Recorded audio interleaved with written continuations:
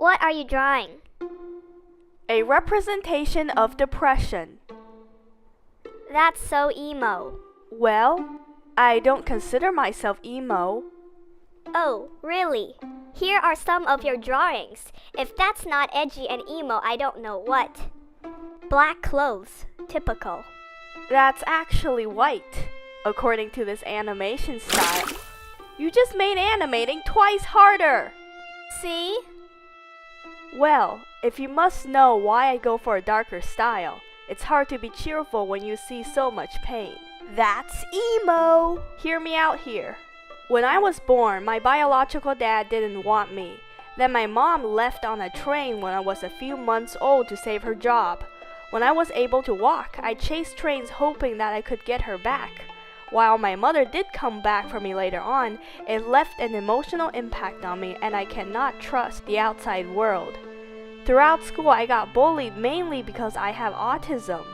I've struggled with both suicidal and homicidal thoughts.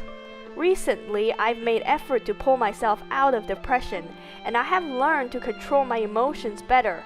My dark art style is simply a way for me to release my emotions. This is not uncommon for artists. According to the article Artist and Depression, the link between depression and creativity, the many great artists who suffer from depression found their way to a creative place that was driven by an inner instinct to resolve negative emotions through artistic expression. I draw dark pictures to do just that. I roleplay as villains to direct my feelings into fantasy instead of real life.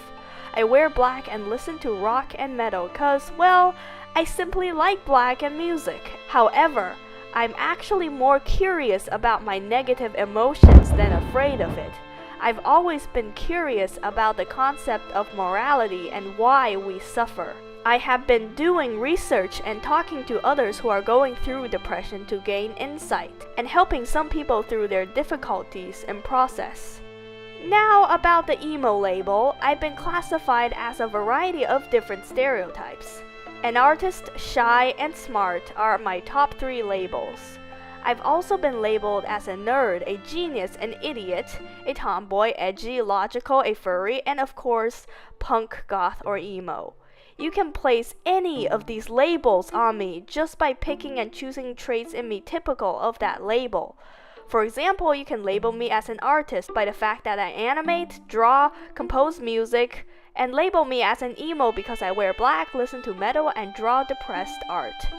Now, take for example a rainbow. You can't just call a rainbow red. It will be more appropriate to say that a rainbow has red in it.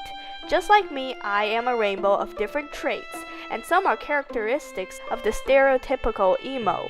So, if you want to label me as emo, and I never knew what emo was until someone asked me if I'm one, go ahead.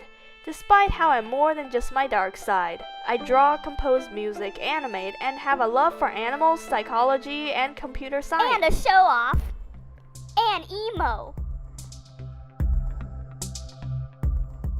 Final test.